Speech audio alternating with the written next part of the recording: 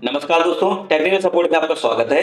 आज की इस वीडियो में हम लोग जानेंगे कि किसी विद्यालय में किसी बच्चे को स्टूडेंट मॉड्यूल के अंदर कैसे हम इंपोर्ट करेंगे। हम लोगों को मालूम है कि कक्षा 1 में तो बच्चे को ऐड करने का ऑप्शन आता है, लेकिन अगर हमें किसी भी दूसरी कक्षा में बच्चे का एडमिशन करना है तो हमें बच्चे को इंपोर्ट करना पड़ेगा। तो आज की इस वीडियो में हम इंपोर्ट करने के सारे तरीकों को बहुत ही बारीकी से समझेंगे, ताकि जब आप अपने विद्यालय के बच्चे को इंपोर्ट करें तो कोई भी दिक्कत का सामना आपको ना करना पड़े।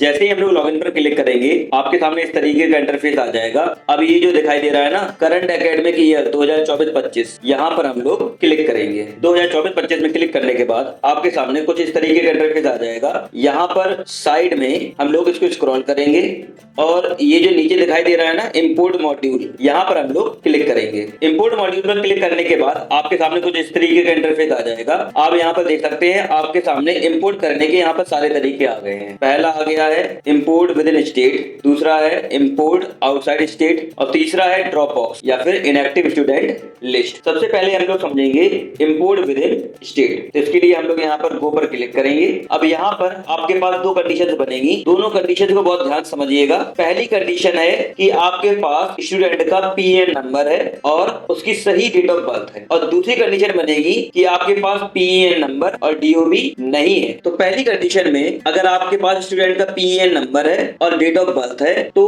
पीएन नंबर हम यहाँ पर डालेंगे, डेट ऑफ बर्थ यहाँ पर डालेंगे और यहाँ पर गो पर क्लिक करेंगे। गो पर क्लिक करते ही बच्चे की पूरी डिटेल यहाँ पर आपके सामने आ जाएगी। यहाँ पर आपके बच्चे के पिछले स्कूल की पूरी डिटेल आ जाएगी, और जब हम लोग नीचे स्क्रॉल करेंगे तो यहाँ पर आ जाएगा कि आपको बच्चे को किस क्लास में इंपोर्ट करना है। तो यहाँ से हम लोग क्लास सेलेक्ट करेंगे, यहाँ से हम लोग सेक्शन सेलेक्ट करेंगे और यहाँ पर डालेंगे एडमिशन डेट, और इसके बाद इंपोर्ट पर क्लिक करेंगे। जैसे ही आप लोग इंपोर्ट पर क्लिक करेंगे, आपसे पूछेगा are you sure you want to import the student, तो आपको यहाँ पर कंफर्म पर क्लिक करना है। कंफर्म पर क्लिक करते ही आपके सामने लिखकर आ जाएगा स्टूडेंट सक्सेसफुली इंपोर्टेड। आप लोग यहाँ पर ओके पर क्लिक कर देंगे। आप लोग जैसे ही ओके पर क्लिक करेंगे, आपका स्टूडेंट डैशबोर्ड में आपकी कक्षा में आ जाएगा। आप लोग यहाँ पर देख सकते हैं, हम लोगों ने जो स्टूडेंट इंपोर्ट किया है वो यहाँ पर आ चुका है। अब यहाँ पर हम उसकी जीपी, ईपी और एफपी कंप्लीट करेंगे।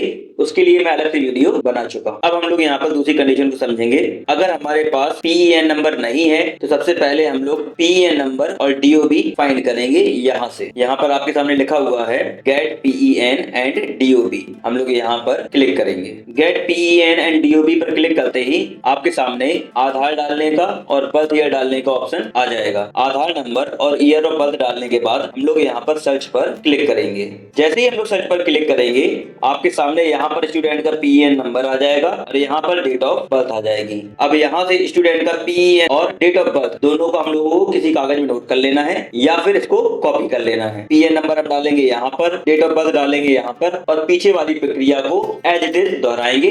आपका बच्चा इंपोर्ट हो जाएगा। अब आते हैं अगली कंडीशन में। यहाँ पर आपके पास बच्चे की सही डेट ऑफ बर्थ तो है, लेकिन ना तो बच्चे का पीएन नंबर आपके पास है और आधार कार्ड तो है आपके पास बच्चे का, लेकिन पिछले विद्यालय में बच्चे का आधार कार्ड वेरीफाई नहीं किया गया। अब ऐसी कंडीशन में हम यहाँ पर बच्चे का पीएन नंबर पता करेंगे और दोबारा से वही पुरानी वाली प्रक्रिया दोहराएंगे। इसके लिए आपको ड्रॉप बॉक्स पर आना है और यहाँ पर गो पर क्लिक करना है। गो पर क्लिक करने के बाद आपके सामने इस तरीके का इंटरफेस आ जाएगा। यहाँ पर हम लोग विद्यालय का यूराइस कोड डालेंगे और सर्च पर क्लिक करेंगे। लेकिन अगर आपके पास विद्यालय का यूराइस कोड नहीं है तो हम लोग यहाँ से भी विद्यालय ढूंढ सकते हैं। यहाँ से हम स्टेट को सिलेक्ट करेंगे, यहाँ डिस्ट्रिक्ट डालेंगे, यहाँ पर ब्लॉक डालेंगे और यहाँ पर स्कूल का नाम सर्च करेंगे और उसके बाद सर्च पर क्लिक कर देंगे। दोनों में से किसी एक कंडीशन को फॉलो करके आप लोग यहाँ पर विद्यालय को सर्च कर सकते हैं। विद्यालय को सर्च करते ही आपके सामने उस विद्यालय के वो बच्चे आ जाएंगे जिन बच्चों के नाम उस विद्यालय ने या तो काट दिए हैं या फिर उनकी टीसी निर्गत कर दी है। आप लोग यहाँ पर देख सकते हैं, उन सारे बच्चों के आपके सामने नाम आ गए हैं और यहाँ पर आ गया है उनका पीईएन नंबर। तो हम यहाँ से